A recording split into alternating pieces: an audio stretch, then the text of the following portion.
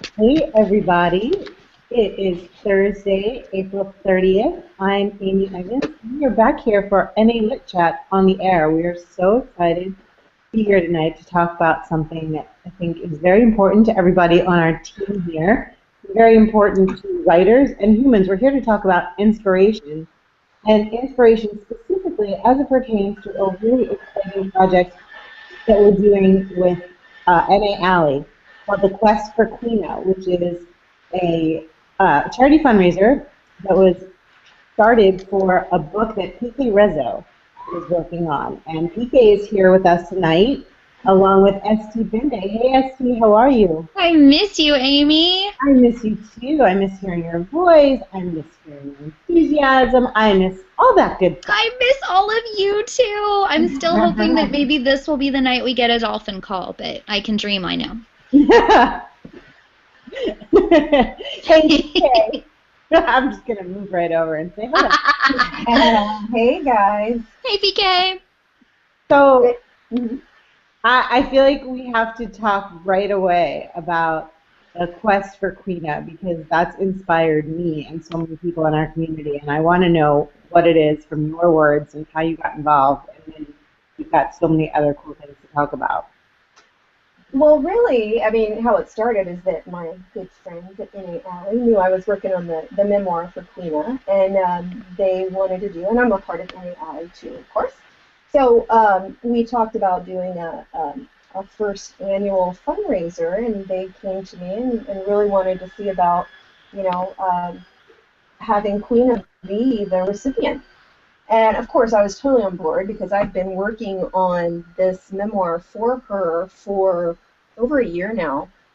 Um, when about, I think it was 2013, early 2013, I was reading the local newspaper, and which is something I never do, and rarely pick up the actual newspaper. And I was reading it and stumbled on an article about her. And it was, I think, the fifth anniversary of her attack at that time. And well, right away, reading about it, I was just blown away. Couldn't believe what happened to her. And if, for those of you who don't know what happened to her, she was returning books to her local library one night. It was about 10:30 at night, and she couldn't get her books into the book drop, and she had to step out of her vehicle to get her books into the book drop. And there was a strange guy nearby. She was on the phone with her best friend, and she mentioned that. So her best friend heard her scream a few Oh, minutes God. later, and the rest, of course, is history. So I won't tell you exactly everything that happened because that's going to be part of the story. But she was brutally attacked. She was found in the swamps behind the library. She was, she suffered severe brain trauma. So now she has hardly any vision. She cannot speak or feed herself or walk or anything like that. But she has sharp hearing. Her brain is sharp. She's 25 years old now. She can understand. She listens to audiobooks all the time. She's such an inspiration to everybody who learns about her. So anyway, so I saw that story, and went to her Facebook page, liked her Facebook page, and then later on got an email that there was a fundraiser near me, and went to that and met Queena in person and her mom. And while I was there, I was thinking, wow, she really was to tell this story. I wonder if she's thought about telling her story about what happened. And Queena can't communicate really, so it's not really her saying, hey, I want to tell my story. It's her family that want to do it. And so, yeah, when I was starting my author page on Facebook later, Queena's mom saw it and she said, did I meet you, at the fundraiser? I didn't know you were an author. And we started talking, and she's like, I really want to, tell Queena's story. And I said, really? Because I think she needs to tell this story for sure. And the rest, we've been meeting ever since. So for the last year and a half, we've been meeting, working on this story, and we're about three-quarters of the way done. Wow. Stories come from the most incredible places. Wow. Right, and it almost feels like, I was meant to be there at that time to talk to her. 'Cause it's right about the time when she was ready to, start telling the story because it's a tough journey down memory lane to relive those events, and it's very emotional, so it takes time. But it's therapeutic too. So anyway, N.A. Alley knew that I was going, through this memoir journey, and yeah, that's why we were doing the Quest for Queena, and it's such a great cause. She's really making strides every year. She's, improving. She can communicate with her, eye movement now. She's using technology where she can answer yes or no. Um, she's come a long way from what she was. They thought she would just be a vegetable. So the therapy really does work, and it costs, between the therapy and medical, it costs like $100,000 a year. So they have to do fundraisers every year to raise money for this. Well, I'm glad that you brought this to us here at NALE and NALE Chat, and that we can help in even a small way. I remember the first time we talked about this, and you said how it really resonated with you as a new adult story. Unfortunately, the time in her life and the fact that there are quite a few new adult books out there that touch on these kinds of attacks, and they usually do it with sensitivity, but it's usually fiction that stems from somebody's experience. And I really give you a lot of credit for not for drawing people to this story that doesn't really need the extra drama, unfortunately. But I know you, and I know how you write, and I know how you feel about her, and I can only imagine how beautifully you're going to be able to draw her out for us, so that we can get attached the way that we do in fiction with what is unfortunately a very true story. Well, it's so important for stories like this to get out there because it shows the strength of the human spirit. Oh, yeah. We can go through so much and such awful things and still be able to smile later, and the way the community comes in and helps, and, these stories need to be out there. And yes, it's heavy, when you think about the bad part, but when you think about all the good people that come to help lift up, then that's the part that resonates, and that's the part that's so important. And Queena's still there, and she's living this nightmare every day, but she still smiles, and she's still, moving forward, and she still gets up in the morning and tries, and she, does her therapy, and, that's what's important, and that's, what helps me. If I'm feeling down and out for whatever reason, I think of her, and I think, I really don't have it bad. I mean, that's someone who is really, she's got it bad, but she is making the best of her life. So, I mean, that's inspiring. What a beautiful story, PK. And I know you're going to tell it so beautifully, too. It really is. I hope so. I want to hear a little bit about good news from our audience, speaking of things that get you up in the morning and make you keep going. We've got a lot. You want to tell us what's going on with everybody this week? Because it looks good. I do. P. Lynn _ writes tells us that they released their second book in the novella series, and you can check it out at PLB Journey Blogs. Blogspot.com. I'm sorry, I separated. Blogspot.com. Blogpot. I can read. I went to the garden store today, so I was like, oh, there's pots. Cat Girl Studio Cat has good news. She says she thinks she finally nailed down her cover copy for her upcoming release, and I think we all know how hard copy can be, so that is awesome, Cat. Resolute RL says, I got my first rejection letter. Wait, that's not entirely good, but it is good because it means you were brave enough to put yourself out there. You put your work out there, you sent it off, and you know what? Really, really good things are coming, and it's only uphill from here. So good for you for being brave. You're one Definitely. person who doesn't reject it. Yeah, all you need is one. Right. You got to kiss a lot of frogs. It's a step forward for sure. Congratulations. Cal S. Davian says, semi-good news. Halfway through the draft 3 for the 4th book in my science fantasy series. It should be out by summertime. Oh, I look forward to more science fiction stuff in New Adult. I think that'll be great. Author Casey Bond says, released a new adult serial co-written with Holding On 2013.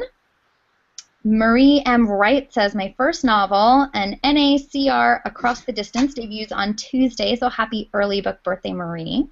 L.K. Lewis, author, says, not writing news, but I moved into my new place, which is always good. And Kat has something for you, PK. When you said you think it was fate that you were there to meet Queena, she says you and her family were meant to connect. Aw, thank you, Kat. So that is our good news from the Twitterverse. Also, I did see that our boy Michael has put out a call for bad news. I don't know if we want to address that, but he put it out there. So there you go. The bad news is that ST does not have pot for us. No, I was thinking pots, like gardening. Like I just put strawberries into pots. And she's not a pot blogger, apparently. Sorry, guys. Pride at Home Depot because I'm expecting that soon in Colorado. You can just go buy it at Lowe's, play it in your backyard. All in one-stop shop.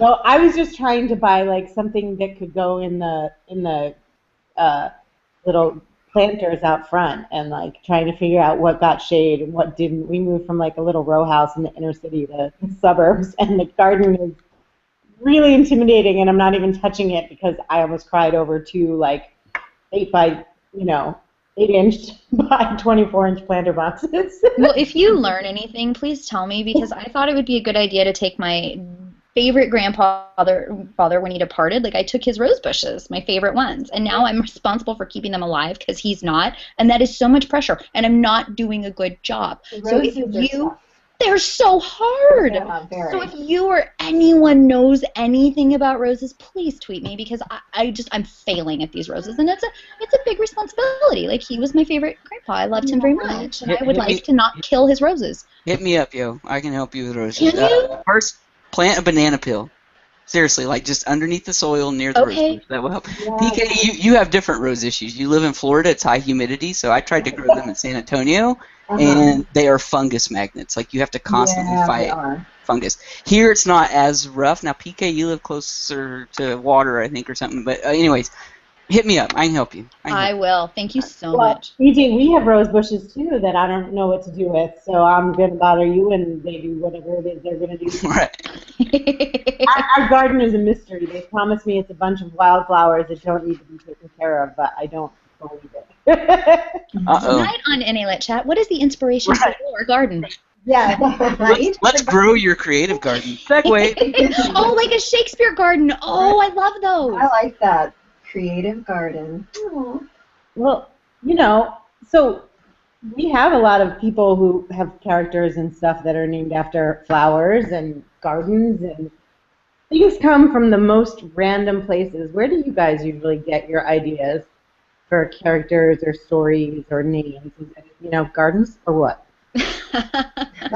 Well, I'm super lucky because I so far I've only written about Norse gods, and I try to stick somewhat to the myths. So I'll open up the Prosetta and just start reading. Or if someone I know I want to write about this god, I'll open to that section that's about them, and then I'll cross-reference with there's this amazing text by a guy named John Lindau, and he is an author and a professor, and he has this book that's like the Bible on the Norse Bible. So I'll just go back and forth between those things until I really hit on something that I feel like I could tackle or make relatable to the 18-year-old age range.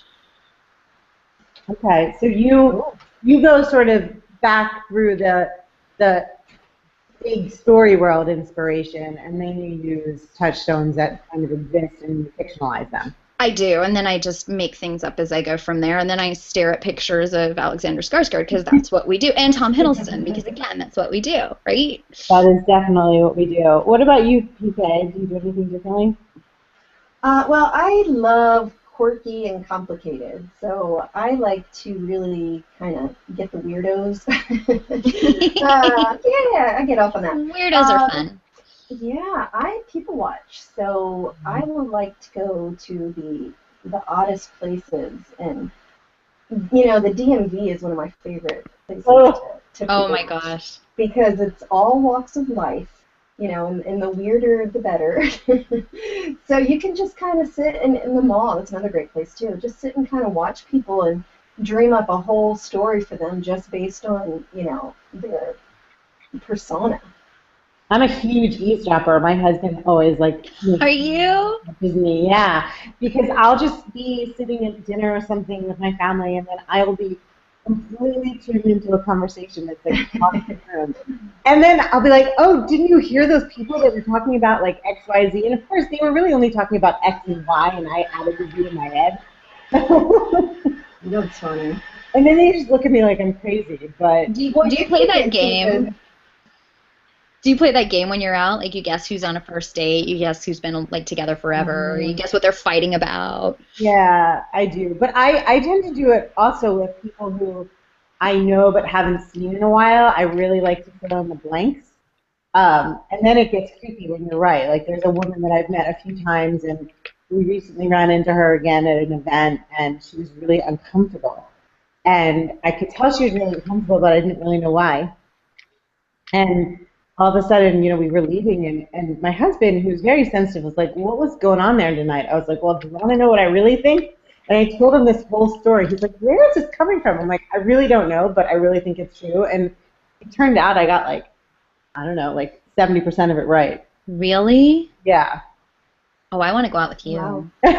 Well, and then, oh my gosh, I was out with Stephanie Pajonas, and we with SJ Pajonas, and we ran into that woman.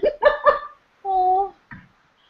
Well, Twitter gets a lot of inspiration from a lot of different places too. It sounds like. Hey, Chris Fox was telling us that most of his inspirations come from seeing a story and being like, "What if I took that one step further?" So he sees something and wants it to exist. So he would take your lady, Amy, and he would then write a story about her. Have you ever done that? Yes and no. I tend to write about places more than people, and then I make up characters.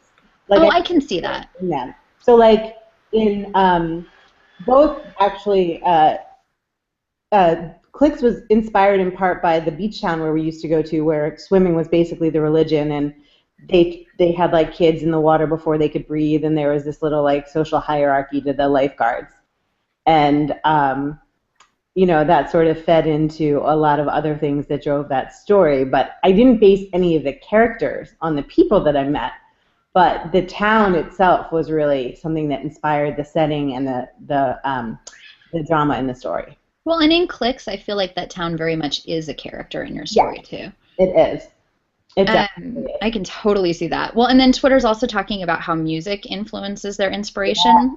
JL Dugan or Duggan, I'm sorry, JL. But JL says that when they have a new character, the first thing they do is figure out their favorite song and build a playlist off of that. And Lindsay Agogo, oh, that's fun. Lindsay Agogo says that her writing and characters definitely will revolve around a soundtrack. So I don't know if it's so much the music feeding the inspiration for the characters inspiring the music, but it sounds like it's very circular.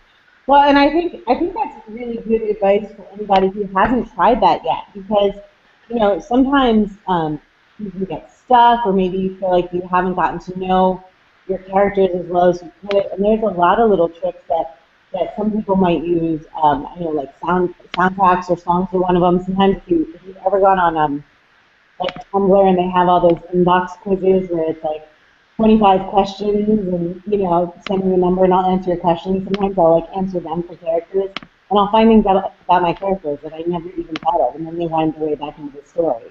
Right? Yeah, it's kind of fun to take your people out of the story, especially if you're stuck, because I find that a great way to get some inspiration. Definitely. I'm just picturing what Norse gods would listen to at a club. What would Norse gods listen to at a club? I have no idea, but now I'm going to think really hard about it. Do you guys do you get XM? Do you get XM Spectrum, like the satellite radio? They do Nordic rock, like every Sunday night. Like they do, it's all like Swedish. Like I was gonna say, there's got to be a ton of Swedish house music. There are, and like some of it's, I mean, it's all over the place. Some of it's pop, some of it's metal. Like I'm all over that. Let's find it. So that's exactly what it. Let's find it and have a gardening party to it. Right. By the way, I'm being teased relentlessly now. I saw that. That is my favorite. What does it say? Welcome to NA Lit Chat, the gardening edition, hosted by EJ Wesley. Love it. Banana Peel, says Jody Lynn at Book Duchess. Yes. And you know what? You know what people are going to remember tonight more than anything else we talk about? How to put bananas in the rose bushes. You know, it's true though. I do it all the time. I have to do it with the hibiscus. I save the banana peels, put them You on know the what? hibiscus. However, the inspiration talk inspires people. That's how it goes. Exactly. So we're flexible here, right? Yeah. So We're something here. So, Kiki, what inspired your Butterman books? Oh yes. Let me think about that. Were they always time travel books? Was that always like, was that the first nugget, yeah. or were the characters first and then the story came later? No, it was definitely the story first. Okay. I've been wanting to write a time travel story for a while, and you know, I knew I had to do something really different because there's so many out there, so you know, really good ones already.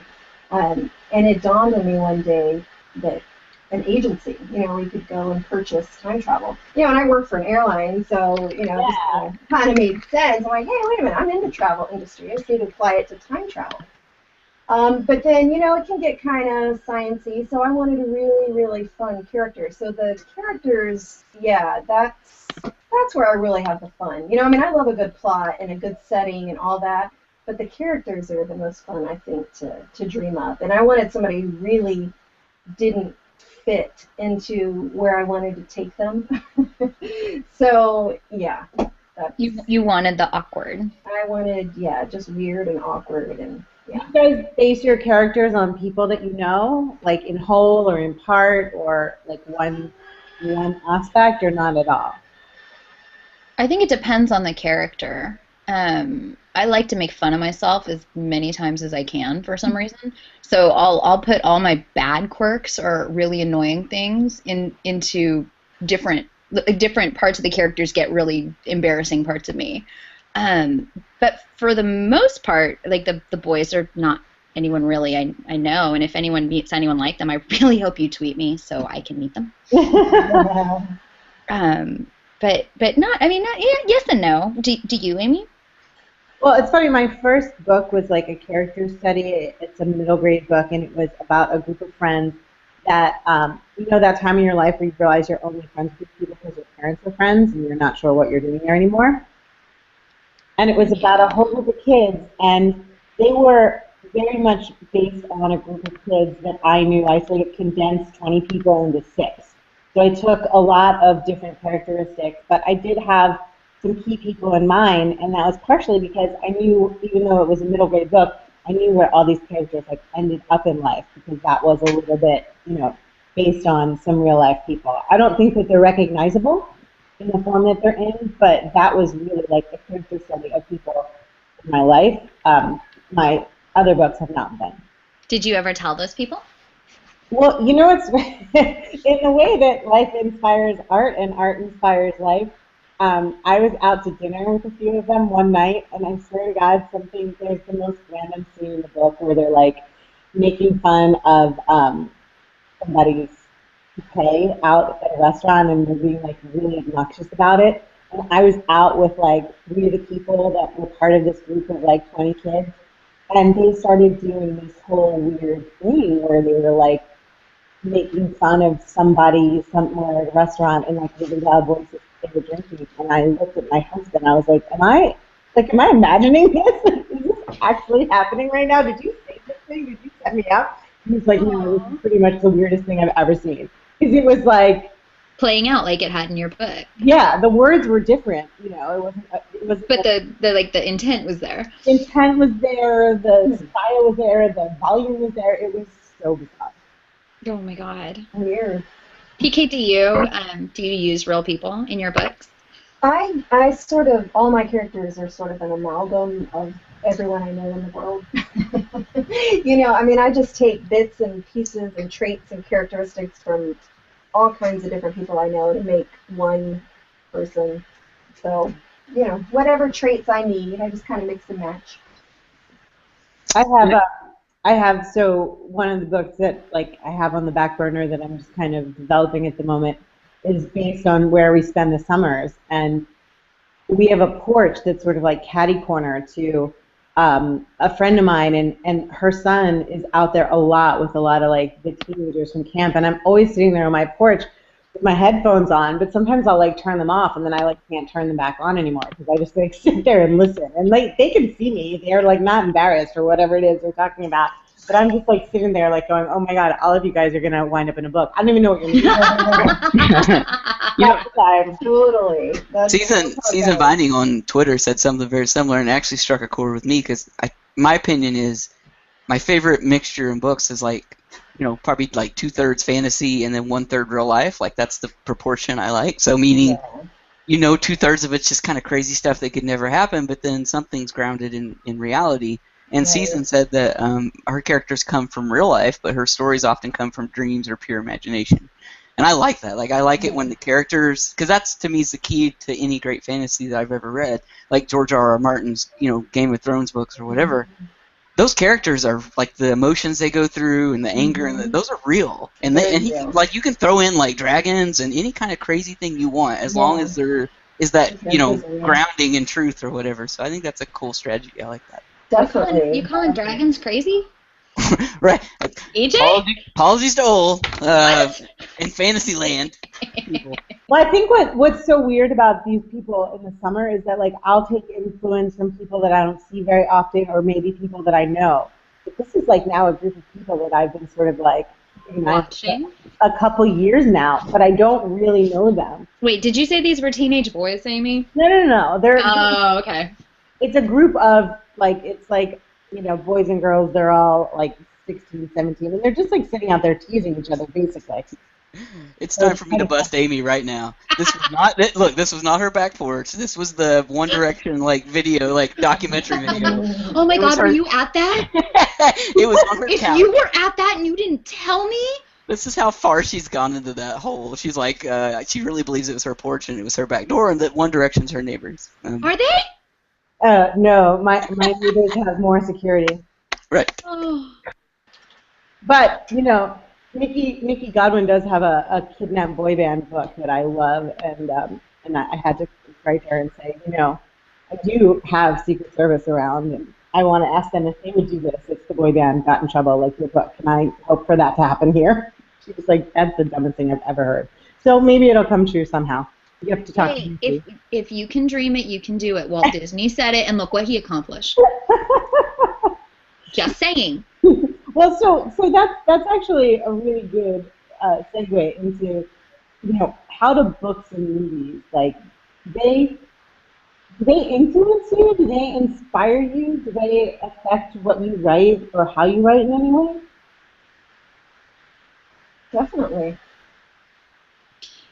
Yes. Specific examples, or is it like just reading other good work that makes you want to do good work in a generic way? Well, that's where I get a lot of my ideas for stories, is watching a movie, similar to what Chris Fox was saying, is that watching a movie or reading a book and you take one little section of the story that's not even part of the story and run with it. And you think, okay, what would happen if, we went with this part and we just kind of elaborated it?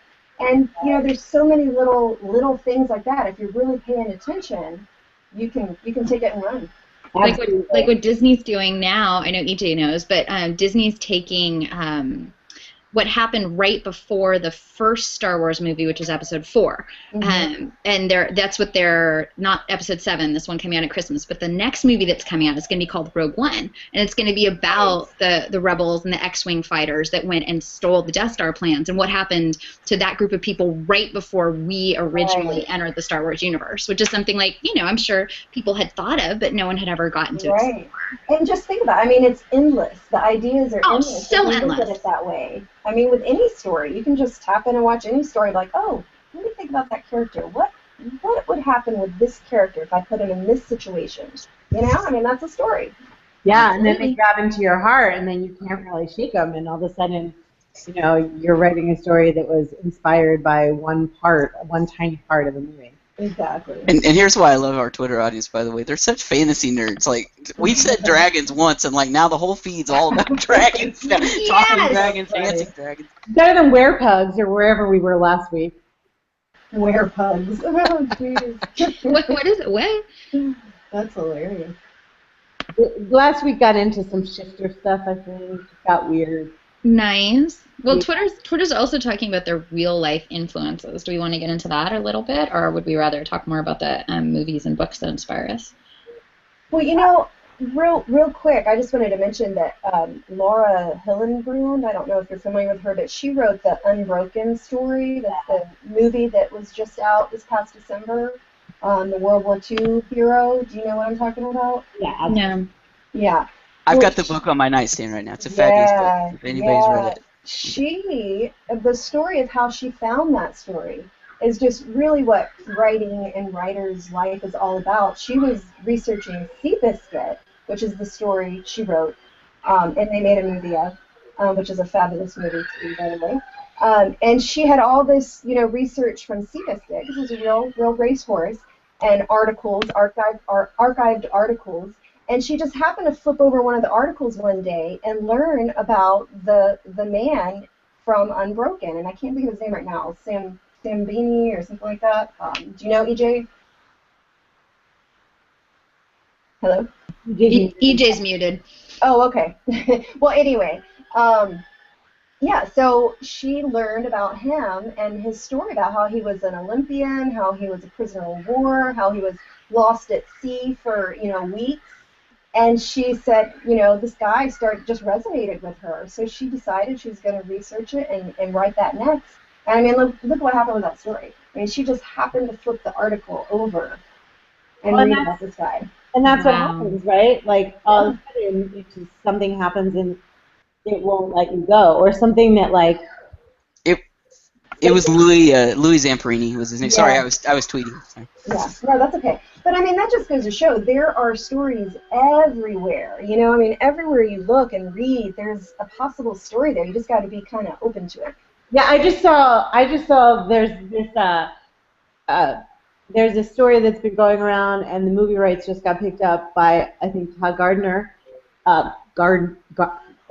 Who's gardening? What? Yeah, but it's called like Tag Brothers or something, and it's about this group of guys who, like, 20 years out of college, are still playing this whacked out game of tag that they started. Oh, fun! Aww. And it happens for like a month every year, and whoever's it by the end of the month stays it for like all year. And as they've gotten further away from each other and like more successful, the game has gotten more complicated, and it's obviously like now it involves their wives. And so anyway, I saw that, I was like, oh my god, that sounds so awesome, and they were like, for the story rights because somebody did a random like Wall Street Journal article about it, and everybody went a little bit crazy. So they are everywhere, and sometimes I have to turn it off, and sometimes I have to get into it. Like, I'll see something and I'll be like, that has to be a story, and it's like, well, I can't really pay attention to that right now. And sometimes I'll be like, okay, well, I'll do like a page on it just to maybe get it out of my system, and then how I feel about it, down the road. Yeah, it can be overwhelming because there really is so much, and you're so in tune to it. You're like, stop! I can't take any more ideas. Well, and then there are those things that like have stuck with you forever for one reason or another. Like dolphins for me, that was one of them. But I also like just grew up with an obsession about the Russian Revolution and like reading everything I could get my hands on. And I definitely feel like at some point I will figure out what I want to write about for that time frame because it's just always drawn me so much. Like, If you can find a way to mash those two up and throw in some boy bands, that will be the greatest story ever. Dolphins, boy bands, and the Russian Revolution. There's your title. Boy band. That sounds more like a thesis in like, I don't even know what. Psychology. Well, I know for me, like, I am probably not alone in being so excited that Avengers 2 is coming out, like, probably tonight. I think it's on right now. Yeah. And it's not so much like storylines or beautiful sculpted arms that I'm excited about, which I also am. It's that when I go to a movie like that, like I'm so inspired by the levels of layering that they put into the characters and the plots and the storylines. And I know like they've mapped out their next 4 or 5 years of movies, and I know they've tied every single one of them into this movie somehow. And like as a writer, I get so excited to see when it's done so masterfully, and just like hope that I can get to that level someday. Yeah, it's interesting. You know, I used to spend a lot of time going to movies by myself. One, because it was part of my job, and then two, when my kids were really little, it was like the only place I could go and shut down and really feel like I relaxed for 2 hours. Oh, I did too, Amy. Same yeah, and I stopped doing it once they were like in school, because I feel like, you know, any time I have that's not spent on anything else, you know, needs to be spent on writing. Right. And the truth of the matter is, like, I need that. Like, I need to see those completed stories that have always inspired me. You know? You really do. You know, I need to read, like, that Sarah Dessen book. And for a long time, I was like, well, I'm writing fiction. Like, I can't be reading anything that's, like, you know, close to what I'm writing. But I'm slowly but surely realizing, like, those inspirations have, like, gotten me here. Yeah. And you know, I've let go of them in a way that's not particularly helpful. So maybe I need to find a way to put them back, because they really are invigorating. I mean, yeah, you have to replenish the well with creativity, you know, and other people's stories do that. You have to be exposed to it. Yeah, yeah, and I think that you know, it's never about. I don't know. I like to, speaking of like the Star Wars and where they start. Like, I'm one of those people. I don't mind going into a movie like 5 minutes late, because then my point of entrance is a little different than everybody else's, and I always Oh, I didn't think about that. That's interesting. It's like sort of curious, like, oh well, I missed the blatant exposition, or I missed that first second that the leading man was a jerk, but by minute 10 he's already like kind of interesting. And then go back and watch the beginning. You're like, oh, okay, you know, there's a little rush you get. Yeah, sometimes there is. So I like all those little tiny moments too. Right. By the way, Kat is going to see Avengers tonight after the chat's over. Kat! Yeah, Starla Hutchinson's been there like all day. Right? Of course. There were a couple things. I want to share a few of these from Twitter. They're Twitter's real life inspirations and stuff. There's some really good ones here. Season Viney said her mother encouraged her to read, which eventually led to writing. She's kept a journal of every book she's read since she was 18, which is awesome. I readers like that boggle my mind, because I've lost track. Like, and you love so many. Like I said, that would be ideal. Like, that'd be such a great. Casey Bond also said her mother. I'll throw myself in that group. My mom was probably #1 influence. Just in general, she never told me I couldn't do anything. So that was important. Kat says meeting Karen Cushman in 2009 inspired her to become an author, and I think that's huge. Like, meeting your heroes. Sometimes that's the trigger. Like. Which sounds weird, like that you would meet Michael Jordan and decide to be a professional basketball player, because it's like the mountaintop. But sometimes that's what it is. Like, you know you'll maybe never reach that level, but when you meet these people, it sort of makes them real in a way. And you get to, and most of the time they're just normal people, especially authors. Like, they're just kind of weird and awkward and all those things. So, Callis Davian said his English teacher. His high school English teacher used to require them to write in a journal every day for 5 minutes. Some of us wrote stories instead. So instead of his teacher like squashing his dream, his creativity or whatever, and making them write real journals, they let them write fiction, which I think is awesome. And I just encourage everybody, those teachers, man, there's so many that are inspirations to lots of us. Go tell them. You know how many teachers I know? Like, it's very rare a student comes back to you 15 years later. And I've tutored a lot of kids over the years, and you get them. And when they do, it's like you're Mount Rushmore. Like, you're so excited, like, because so many just sit there. Because especially like high school kids and middle school kids, because it's cool to be vacant and like not care and all that stuff. And so you never know. Like, you could be up there for hours pouring your heart out into this, and like you never know which kid's even listening to it. And some of the most surprising ones have come back up to me and years later and said, hey, mysteries, you did such a great, you've made me go on. Like, I actually passed my college history class, and I hated history, because of that. So, that kind of deal. And so it's powerful. Like, that stuff's really great. So you never know where encouragement's going to come from. Well, I knew. Oh, go ahead.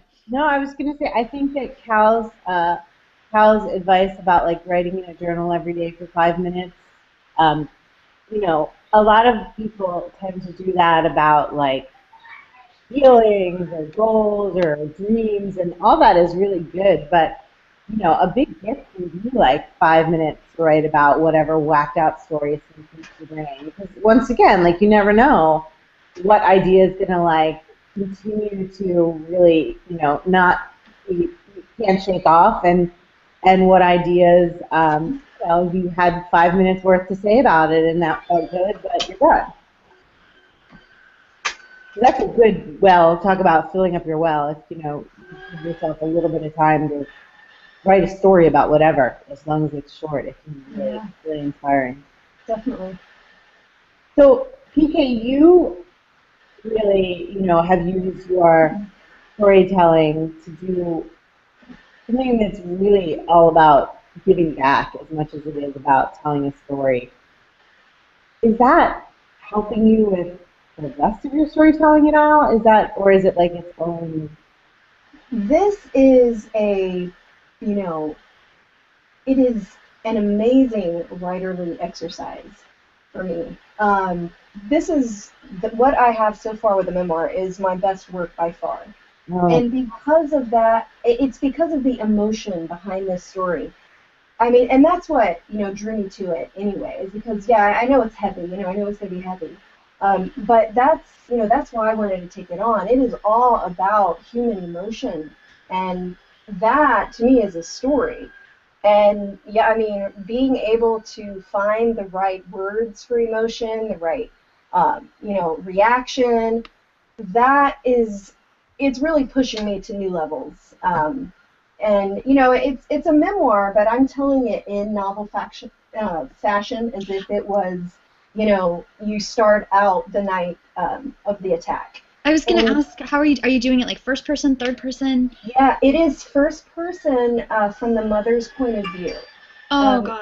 I started out trying, we weren't sure how we wanted to do it at first, and I started out trying it as, Queena's first person. But we didn't feel comfortable with that because she can't tell us whether she's okay with that or not. And we didn't want to go down that road just to be safe. So I'm telling it as her mother's name's Vanna, and I'm telling the story as Vanna. So yeah, I mean I've literally no not literally, but I have put myself in Vanna's shoes as much as you possibly can. I've become her throughout this story. And wow, I mean, what an amazing experience it has been for me. It really, really has. And she's got this incredible story anyway. I mean, she came over from Vietnam when she was 17 by herself on a boat. And the story, just that part of her personal story, is such an adventure. It's really, really interesting. wow. Now, when I'm writing, I will wake up and hear the voices in my head and not be able to go back to sleep until I get the voices out of my head. Because Yeah. this is a real person, but it's also a story you're writing, does that kind of thing happen in this case? Where you just hear the story coming out, and then do you No, go to Vienna and consult with her, or does it only, or is No, it sort no, of no, no, no, no, no, no, not at all. okay? What we do is, first of all, to start off the story, I had to go through archives, of articles, and kind of reinvent the night. And I've used what happened, what the information I got from articles as well as what Queena's mom has told me. So she's recounted events for me. And I've just kind of put together, that whole first part from that information. So it's got to be chronological, and it's got to happen the way it really happened. It is a recount of events. So it's different. It's not like I wake up and say, "Oh, I have to, finish this part of the story." Got it. I wait for more information, Got it. or go out and get more information when I need to go to the next That step. makes sense. Okay. Do you feel that, you know, I think we all write for different reasons. For me, the Golden Prophecy series is definitely sort of driven by, I don't, not like a not like a need to do good, but just sort of to tell a story for, you know, tell a story that's not told or needs to be told in like almost a social consciousness kind of a way, even though it's fiction. So now that you've done this for Krina in nonfiction, is this something that you think you might bring into a different kind of storytelling as well? Sure. Yeah. I mean, every new writing adventure you take with you, you know, makes you a different writer or gives you a different toolbox to work with. Yeah. Yeah. I mean, I actually really like nonfiction, and I can see myself doing more work like this.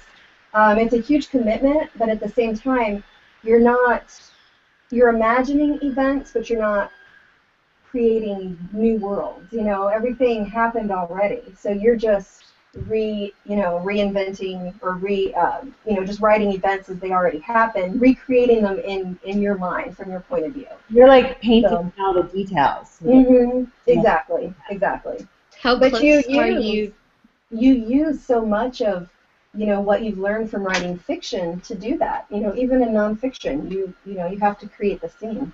I would imagine it's almost harder in nonfiction because you are limited by facts to some extent. You can't have dragons swoop in. Absolutely. Yeah. But you know what? I find it's actually easier. And I love fiction. I'm a huge fantasy sci-fi nerd too. So I love dreaming up, whatever I want for the story. But I actually find this easier because it's real life. To me, it's just easier to. So I wanted to throw out a resource real fast since we're talking about sort of, and Twitter's talking about some cool stuff too about. So I asked about, I said PK, has started trying, working in nonfiction, and that's made her a better writer overall, and asked if anybody else would consider it. And some people brought up like blogging as sort of and that's a great example. Journaling is another awesome example. Chris Fox in his relationship blog. Right, Chris Fox in a video game blog, and that just brought to mind a book that I love. It's by William Zinser, Zinsser. It's called On Writing Well. This book's been around forever, so this is the 30th anniversary edition I have in my hands, but it's the classic guide to writing nonfiction, and it's called On Writing Well. And the reason I recommend this book, it is fabulous. Right, for fiction writers, nonfiction writers, because he basically goes into this and just breaks down solid writing mechanics, solid storytelling mechanics, and it's when you read it, you'll just be blown away. You're like, this makes so much sense. Why writing is writing is writing. Yeah, and you hear it. I hear the advice given to writers all the time about reading diversely. So like, read the sports page, read Cosmopolitan, read anything. And read diversely, like Stephen King goes on and on about that. He's like, read everything, like read the back of cereal boxes, and like study them. Don't just like read them and swallow them, but like really study how they're presenting stuff. Yeah. And this book, On Writing Well, is a fantastic tribute to that idea. So if you haven't got that book, highly, highly recommend.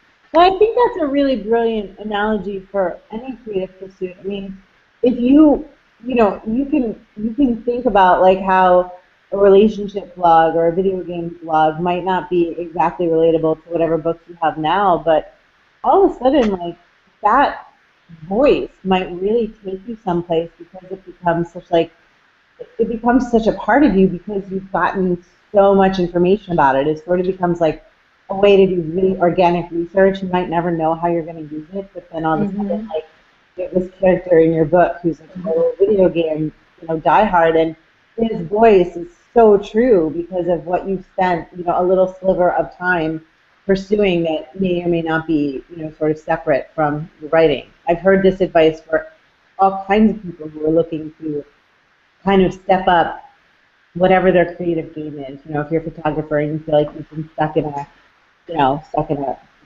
hole, like learn to play guitar, and then maybe you look for pictures of people with their instruments because you're just like so inspired by the way you've developed a relationship with something musical. I see it really, really work for people. So I think it's really good advice to not be afraid of spending time doing this. Yeah, and the more you challenge yourself, the better you're going to be in the end for, every next project. I mean, you should be challenged. If your project is not challenging you, why are you doing it? I mean, it's too easy. You really have to push yourself. And you still get the benefits of, practicing editing, practicing concise, practicing laying out, whatever it is you're trying to communicate in an organized and engaging way. So all those things are critical, and they definitely help build you up.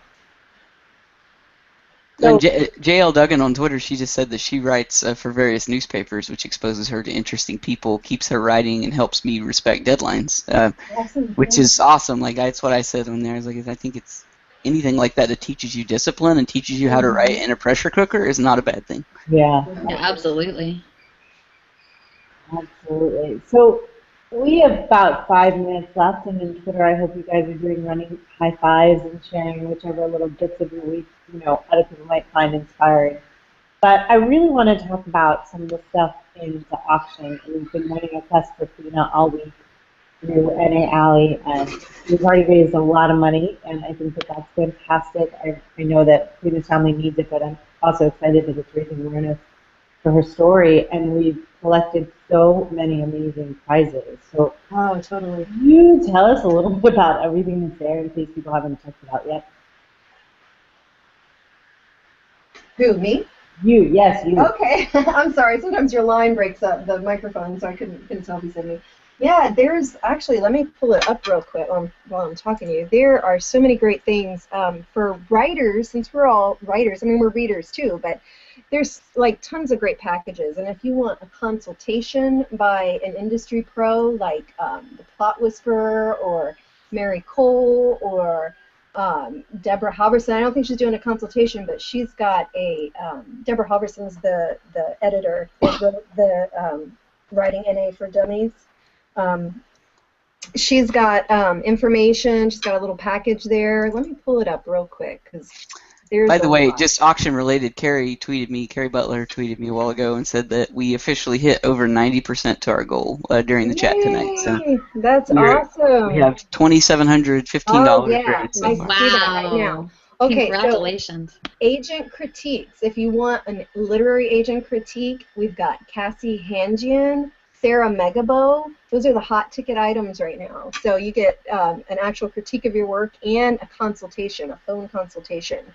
There's author education bundles, a fiction writing bundle with software. We have, Scrivener software programs. We have Save the Cat software program that'll teach you how to plot your work. We have a Utopia conference package, a VIP package for you to go to Nashville, and we'll be there. I'll be there. And then let's see what else.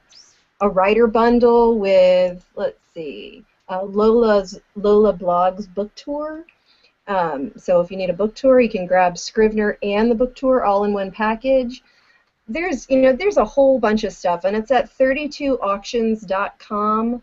And I think EJ will probably tweet it out for you. I've been tweeting it all day, so get in there. There's only one more day left to bid on the items, and yeah, it's all for a great cause. 100% of it goes to Queena and her family.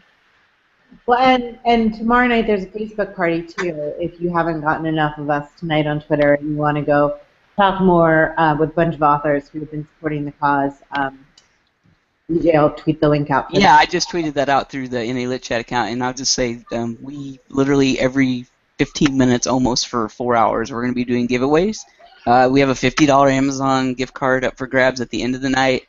And most importantly for you that are dialed into the auction and you really have your heart set on a certain item that you're bidding on last minute, we'll be giving updates throughout the night of sort of the hot bidding items and such. So if you're in the auction or you're like really got your heart set on an item, definitely be at the Facebook party tomorrow night because that's going to be your most live, look into all the different items. Plus you might score some sweet stuff from different authors. So.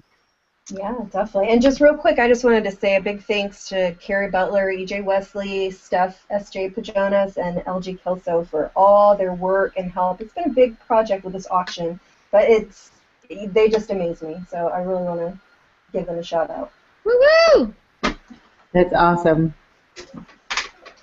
Well, thank you guys for coming on to talk about this. I definitely appreciate hearing all about other people's inspiration, especially when I'm having trouble finding something relatable of my own. It always helps to know what everybody else's tricks are because then I'm like, oh, wow. PK and P and EJ just told me that I should make my name into initials, and then I'll be an awesome. That's the trick. But no, you guys have been great. There's so many places to go when you're feeling like you need a little bit of inspiration. And hopefully we've shared some good ones with you guys tonight. And I certainly am inspired hearing not only about Queena's story, but your journey with, finding her and starting to work on that book. And I can't wait to read it when it's finished. Oh, thank you. Yeah, thank you. Me too, PK. Awesome. Well, thank you. Thank you guys so much. We've been here with PK Hrezo and ST Bembe and EJ. Wesley's been popping in on and off, and we are so grateful to everybody in Twitter for chatting with us tonight and for letting us know that you were happy to hear some audio. So we will find some great. We miss you. Get that for you over the next few months. And just want to say thank you for checking into NA Lit Chat. It is, beginning of April, which is kind of amazing. So everybody have a great night and happy May 1st. Happy May Day. Good night.